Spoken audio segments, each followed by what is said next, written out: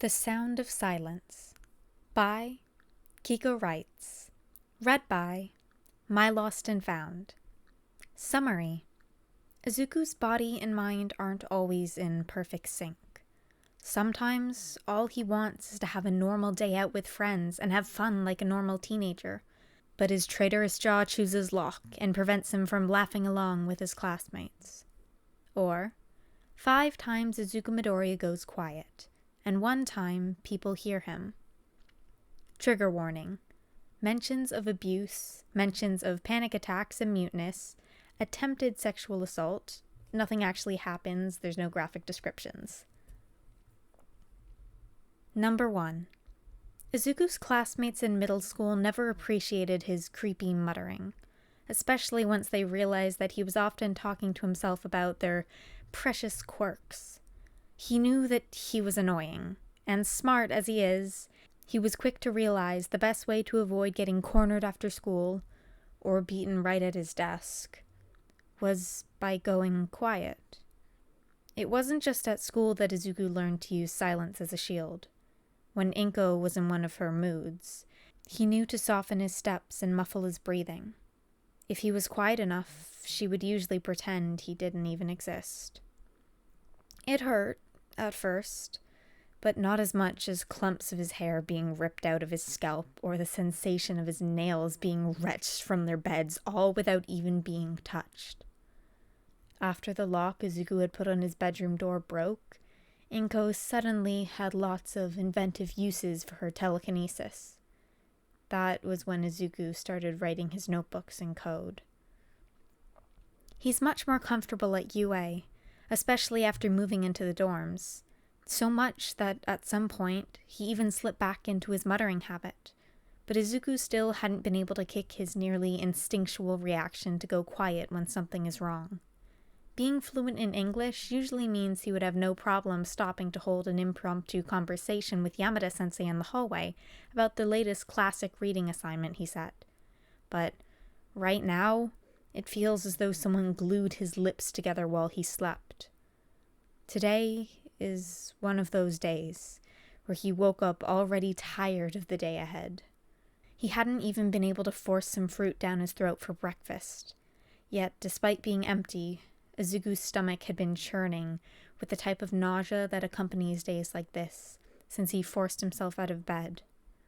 He makes sure to wave as he hurries past his English teacher, ignoring the way the man is clearly about to say something. It's the end of the day, and Izuku is aiming to head back to his dorm room as quickly as possible. Izuku knows that Yamada is running a long-awaited segment on an upcoming hero on his radio station today, so he's certain that his teacher won't mind not having to entertain him for once. He hopes that he can get to the dorms early enough that everyone is still holed up in their rooms, changing out of their uniform. As much as he loves his friends, he can't handle their unnecessary concerns when they realize he isn't talking to them. They don't understand that it isn't that he doesn't want to talk to them, that it's more so that his tongue feels like lead in his mouth, and his throat is so scratchy he can't force any words out. He can't tell them, though, so he plans on just avoiding them, like he always does. Izuku doesn't catch the concerned look that follows him down the corridor. 2. Izuku and Katsuki's relationship is nowhere near as strained as it had been in the past. Since their big fight at Ground Beta, the two actually had managed to hold a few proper conversations, and at this point, Kachan is no more aggressive towards Izuku than he is to the rest of the class. Izuku thinks that at this rate, he might actually be able to consider the blonde a friend by the time they reach second year. Not every day is a good day, though. Sometimes, Izuku can't help but make himself as small as possible when he catches the scent of burning caramel. And the last time that someone had set off fireworks unexpectedly, he had nearly been thrown into a panic attack at the center of the common room. He's never reacted like this in the middle of training, though. Luckily, Izuku has already finished his match and is sat on the sidelines, watching Uraraka go up against Tokoyami when it happens. One moment, he's fine, and then an explosion goes off. Most of his classmates spare no more than a glance in Kacchan's general direction, but Izuku's ears are ringing, and suddenly his jaw is welded shut. All Might was in charge of today's lesson, and had told the class that once they finished their matches, they could head back to the dorms. But of course, Izuku had chosen to stay behind to study his classmates' fighting styles. He wishes he hadn't decided to stay now. But it's not like he ever knows that his mind is going to decide to be a coward. And when he initially made the decision, there had been no indication that this was going to happen. He doesn't wait to see Tokoyami take down Uraraka. He knows it will happen. His quirk is too versatile in this situation for him to lose.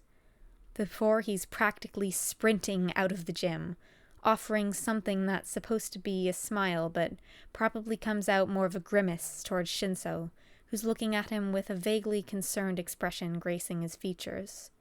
He hopes it's good enough to appease his friend, but it's not like he can offer verbal confirmation that he's fine, so Izuku just focuses on getting back to his room without crossing paths with anyone who might try to strike up conversation with him. 3. Broken bones are nothing new to Izuku. Even with Eri constantly rewinding his body, Izuku had felt every single bone shatter in his arms and legs each time he destroyed his body in order to take Overhaul down. And he had been fine then. He had run through a burning forest with pulverized arms hanging uselessly at his side, and still gotten the child clinging to his back to safety. Yet, here he is, a slight twinge of pain in his fingers that he recognizes as nothing more than a minor fracture, reducing him to a nonverbal mess. It's his fault, really.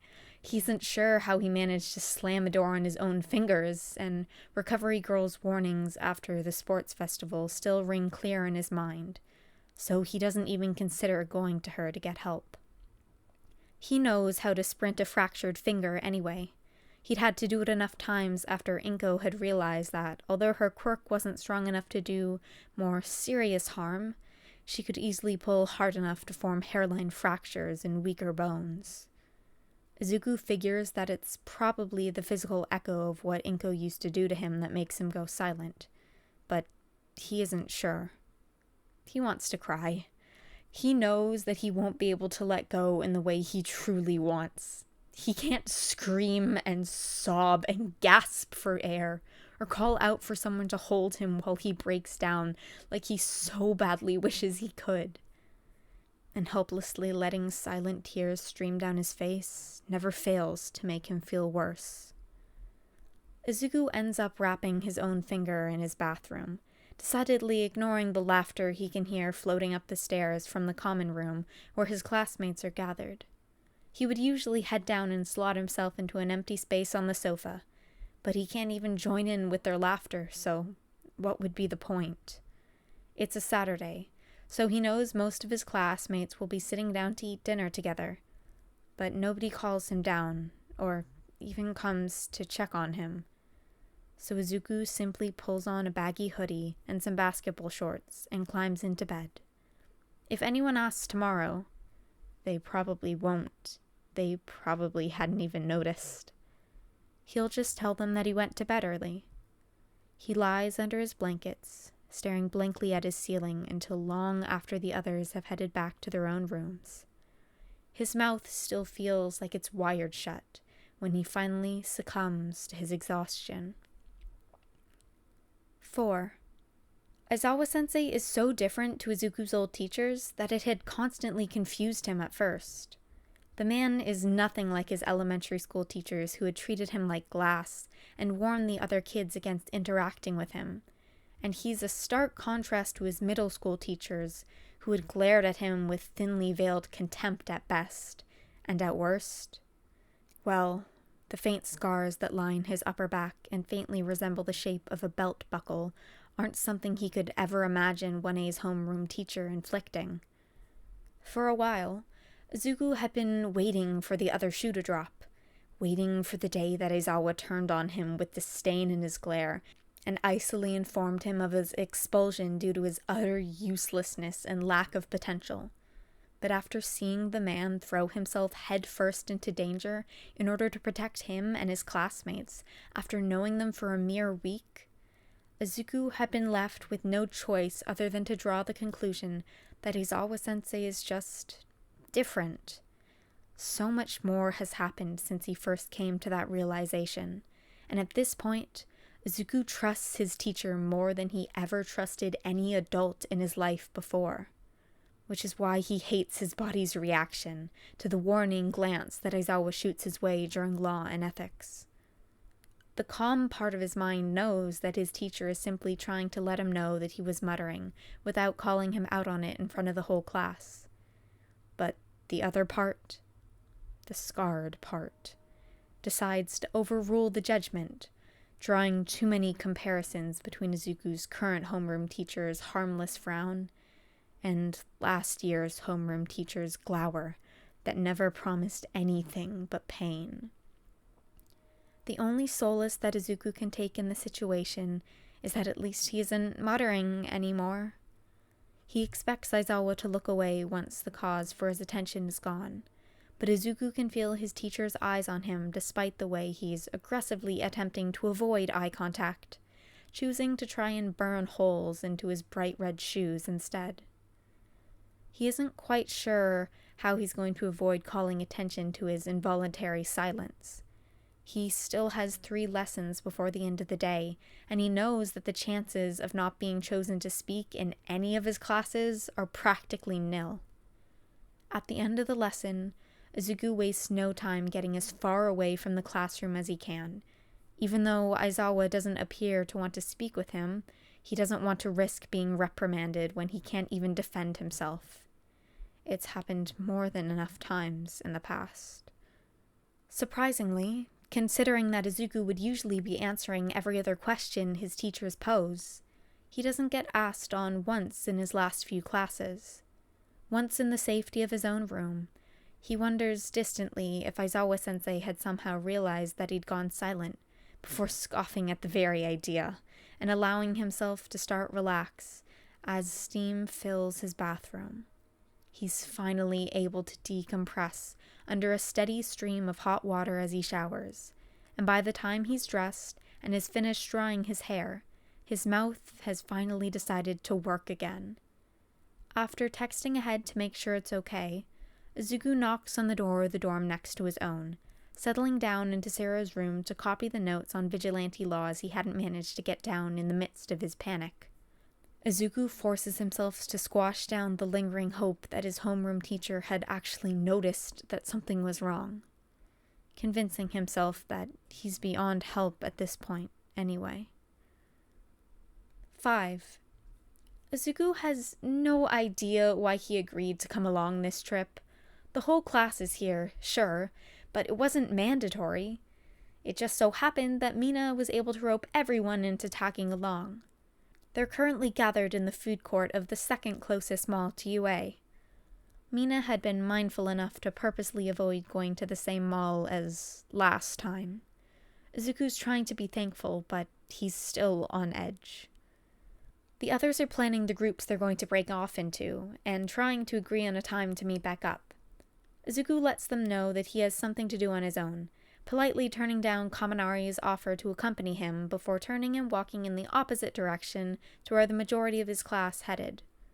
Truthfully, he doesn't actually need anything. He's just planning on finding somewhere quiet and hiding away until the set meet time. Izuku nearly launches someone into a fountain when he feels an arm settle on his shoulder. Luckily, taking the time to look back before acting, holding back his instinctive reaction when he realizes it's just Kirishima. The redhead quickly retracts his arm and has the decency to look sheepish as he apologizes. Izuku just shakes him off, hoping he didn't come across as too rude when he pushes the other back in the direction of his retreating friends before ducking into the nearest bathroom. He sends off a quick text to the class group chat, letting them know that he's feeling a little sick, so won't be meeting back up with them, and that he'll see them back at the dorms. He'll feel bad about leaving later, But right now, Izuku is hyper aware of the way he's clamping his lips shut so tightly that he can barely breathe. He concentrates on the feeling of his nostrils flaring as he focuses himself to take deep breaths. It's bad enough he's gone quiet. He really doesn't want to have to deal with a panic attack on top of it. It takes a while, but when he's finally sufficiently calmed down, Izuku makes his way out of the mall, internally berating himself for not being even able to do something as simple as going shopping without messing it up in some way. Going quiet used to keep him safe. He used to be grateful when it happened. But why is it still happening? He can't even have fun with his friends like a normal teenager without overreacting and ruining everything for himself. Not for the first time. The first thing Izuku does when he finally has control of his own voice is cry. He allows himself to sob out loud into the empty dorms, not bothering to muffle his breakdown. Nobody hears him anyway. +1. Izuku had not thought as far as holidays when it had been announced that UA would be instigating dorms. When he had opened the letter, he had been so overcome with relief that he hadn't even considered the fact that the school would completely close during breaks so that the teachers could actually go home. He hadn't even realized just how safe he feels living in the dorms until he was putting off packing his bag for spring break. It's only a single week off, but after being away from Inko for so long, Izuku knows he just can't go back to the way he used to live. He decides scarily easily that he'd rather sleep on the streets than go back to that apartment. Somehow, packing his clothes knowing that he'll be sleeping rough for the next week is less daunting than trying to pack to go to an actual house. He doesn't pack too much, not even bothering with a toothbrush, since he knows from the times that Inko locked him out overnight that he more than likely won't get a chance to use it anyway. His backpack is heavy as he slings it over his shoulder, and Izuku has to hold back a hiss when the left strap pushes down on a particularly irritable scar. It's unavoidable though. The water bottles that he's packed make the bag too weighty to just carry on one side like he usually would. Even so, he can't leave behind the water. He knows he'll be able to survive with the clothes he's wearing, and the one other pair he has stuffed right at the bottom of his bag. But without water, he'd be fucked. Izuku sighs wearily, running a hand through his damp hair. He remembered to have one last shower before getting ready to leave. The feeling of grime building up and tangling together already greasy curls is one that he knows from experience is less than pleasant. Before locking his dorm room and making his way out of UA. Having to sleep on the streets before, never for this long, but Izuku is relatively confident that he'll be fine. He finds himself following a familiar path towards a park where he'd stayed the last time he was kicked out before moving into the dorms. He avoids using his phone too much, since he has no clue when he'll next be able to charge it, only pulling it out to mute the class group chat before finding a somewhat hidden bench that, although obviously uncomfortable, looks dry and sheltered enough that Izuku thinks he should at least be able to avoid getting rained on in his sleep. After a while of alternating between doing nothing at all and triple-checking that there isn't anyone else sleeping nearby, Izuku tries to settle into the bench, leaning against the back of it and hugging his knees to his chest. He doesn't bother lying down since, 1, he knows his back would not appreciate it come morning, and 2, lying down leaves him too exposed to anyone who might wander past, and he doesn't want to risk it. Any potential injuries won't have time to heal before he heads back to UA, and he really doesn't want anyone questioning where they came from. Sleep tends to avoid Izuku even on a good day, so it's unsurprising to him that when he does manage to close his eyes and doze off, he doesn't get far. What feels like hours pass, consisting of only shallow, fitful sleep, before he resigns himself to simply sitting with his eyes closed. He's too wound up with anxiety to sleep properly, and every time he's startled awake by the snap of a branch underfoot or the rustling of leaves overhead, the coil of nerves in his stomach pulls tighter. Izuku doesn't manage to drift very far before he feels hot breath ghosting across the shell of his ear. He goes rigid at the sensation, but can't bring himself to open his eyes, hoping, but knowing better than to believe it, that it's an over-curious fox. When a rough hand grabs at his jaw and chuckles lowly, he cries out, green eyes flying open to meet burnt orange ones. The grip on his chin is bruising, and there is an emotion swirling in the man's eyes that Izuku can't quite decipher. But one thing he does know is that he's scared of it. And of course, since nothing can go well for Izuku, the situation goes from bad to worse when he feels the oh-so-familiar sensation of his voice box closing off. So now he has no way to call for help. Not that it would be of any use anyway, since he had chosen such an isolated corner of the park. So much for trying to stay safe. Tears drip down his chin as the man forces him to his knees in front of him. Izuku could probably get away if he used One for All, but he doesn't know the man's quirk or if he has any weapons on him. And despite how many first aid skills he's picked up over the years, he's pretty sure he won't be able to treat a gunshot wound in the case that this man is for some reason armed. The orange-eyed man is now using one hand to pry open Izuku's jaw, whilst using the other to fumble with his own fly.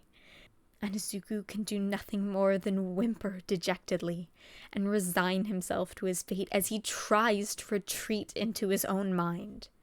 Unable to forcefully wrench his mouth open, the man decides to change tactics, pinching closed Izuku's nose and waiting with a twisted grin for him to open his mouth to breathe. Izuku's vision is starting to go spotty, and he knows he'll have to breathe soon, despite how desperately he doesn't want to. The man is forcibly yanked away from him, just as Izuku's lungs reach the bursting point. Familiar gray bindings wrapping around his torso and pinning the creep's arms to his sides. Izuku immediately gasps for breath, coughing violently as he fruitlessly tries to suck some air into his burning lungs. He flinches when he hears footsteps approaching him, his vision clouding over as he scrambles backwards, shaking his head and whining when his back hits what he thinks is the bench. He can't even tell the man to stop, to go away, to just leave him alone.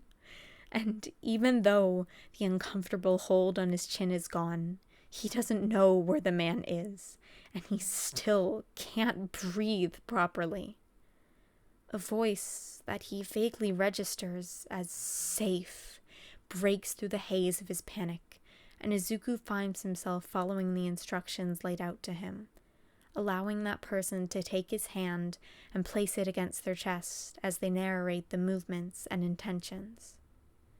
He doesn't know how long it takes, but eventually Izuku manages to calm down, his breathing still irregular, but slow enough that he doesn't feel like his lungs are constricting. He's still shaking, but his vision has cleared and he finally realizes that it's his homeroom teacher who is currently kneeling in front of him, holding his hand against his chest and taking exaggerated breaths. Aizawa seems to realize that Izuku has snapped out of his panic attack, speaking up before Izuku can start to spiral again. "Are you back with me, problem child?" There's no judgment in his teacher's tone.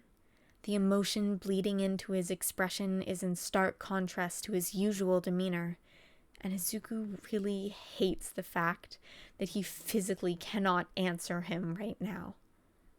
As it is, Izuku offers a nod, and leans into his teacher's touch when Aizawa reaches out to gently help him off the floor. The teacher only fully turns back to Izuku after guiding him towards a more well-lit area of the park and settling on a patch of grass under a lamppost, purposely avoiding any benches after Izuku recoiled sharply when he first tried to lead him towards one. He's clearly searching his student for injuries, but despite the fact that barring the already forming bruises on his chin, Izuku seems otherwise unharmed, the man looks worried. Did he? Izuku watches his teacher's jaw tense as he gears himself up to ask something that's clearly weighing on him. Izuku, I know it might be difficult, but I need you to be honest with me. Did that man do anything to you before I got here? Izuku shakes his head with such vehemence that it's almost dizzying, and he sees his teacher's posture untense minutely at his response. He knows why Aizawa-sensei thought that, but the invisible blockage in his throat is still preventing him from being able to actually tell his teacher that he's okay. He's not really okay, anyway, but that's not the point. Can you talk right now? He's taken off guard by Aizawa's question, but tries not to let it show as he slowly shakes his head again in response. His teacher doesn't seem surprised, though. Instead, explaining that he's going to send his husband a text to come pick both of them up, and that they'll talk about it either when Izuku is able to, or when he wants to. Izuku is less shocked than he probably should be when Yamada-sensei is the one to pull up to the park entrance. His hair is pulled back in a loose bun, and brown knit in worry, but still otherwise recognizable as present Mike. He signs a timid hi when he notices his English teacher going to turn on his hearing aids, and is rewarded with a wide-eyed grin before being invited into the car. His homeroom teacher asks him if he's okay one more time, this time in JSL, before Yamada is turning the keys in the ignition, and Izuku realizes that he has no clue where his teachers are taking him. He catches Aizawa's eyes in the rearview mirror, hands shaking as he asks where they're going. His teacher replies out loud this time, since Izuku can no longer see his hands. We're bringing you back to our house. You can sleep in our spare room for tonight, or at least until you aren't mute anymore and you can tell us what just happened.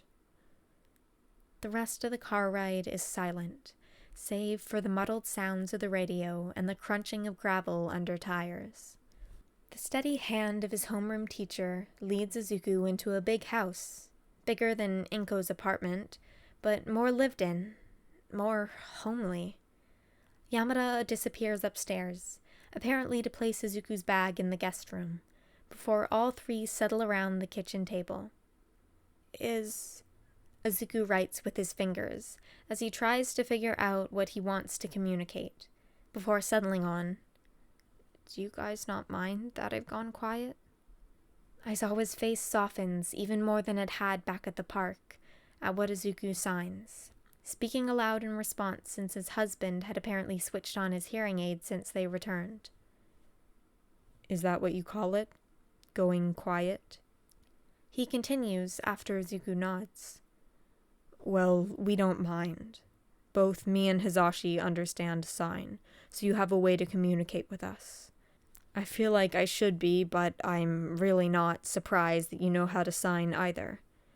Do I want to ask if you go quiet often, though? Izuku's hands are shaky as he attempts to respond, barely managing to sign a legible "sometimes," before having to grip the edge of the table in an attempt to stop his trembling. It's Yamada. Or Hizashi? Izuku really isn't sure what to call his teachers when he's sat in their house. He'll have to ask once he regains his ability to speak. Who chimes in next? Shota briefly told me about the situation he found you in earlier. We're definitely going to need to talk about it, but that can wait until you're ready. For now, I think a mug of hot chocolate and some sleep is what you need. There's no time for Izuku to even think about declining the offer before a warm cup is pressed into his hands. He hadn't even noticed Aizawa. Shota? Calling his teachers by their first names, even in his head, doesn't feel right. Getting up, but he appreciates the way that the heat seeps into his hands, soothing aches that he's long grown accustomed to. Soon, the mug is empty, and even though Izuku is still jittery from the events of earlier, his exhaustion is winning over his fear. His head starts to loll on his shoulders, but when his teachers move to help him up and lead him towards the guest room, he grabs at them. They both falter, clearly unsure of what he wants, but the fear in Izuku's face as he signs for them to stay, followed immediately by, if that's okay.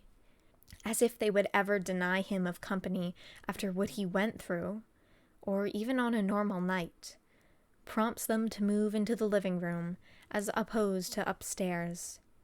Both Aizawa and Yamada insist Izuku sleeps on the main sofa, the two of them settling together on the smallest sofa off to the side.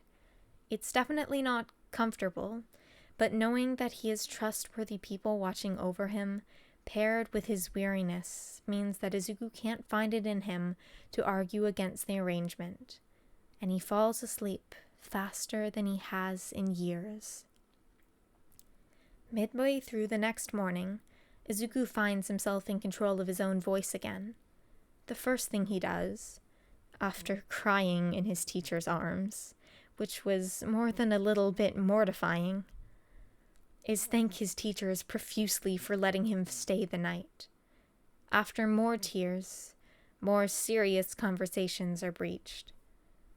It's not the best way a day could go, but it ends up being the best day Izuku has had in a while. Aizawa and Yamada are more than understanding. They explain to him what going quiet actually is, because apparently it isn't just an Izuku thing, and they don't get annoyed when he cries or mutters, not even minding the way he flinches when their moves to comfort him are a little bit too sudden. There is anger when Izuku speaks of Inko and the way she treated him, but it's anger on his behalf as opposed to directed at him. And wow, that is not something Izuku thought he would ever experience. He cries so much that he thinks he might pass out from dehydration when he regales what nearly happened last night, barely taking in the cold fury flowing off both of his teachers as they listen intently, only interrupting to remind him that he doesn't have to push himself to tell them everything if he isn't ready. He does tell them everything, because the way they've treated him, the kindness that they've offered him, is more than enough to solidify the foundation of trust that had already begun to form at UA. When at the end of the day, Aizawa offers to use his emergency foster license with Yamada nodding enthusiastically along with him, Izuku is speechless. For once, it doesn't take him long to find his voice, and the arms that wrap around him after asking his permission are so comforting that he can't help but sink into them. He's sure he'll still go quiet sometimes, that he'll still have his voice stolen by fear or paranoia when he would really rather scream. But now, Aizawa and Yamada know, and Izuku allows himself to hope that they'll help. Finally, Izuku feels like he's being heard.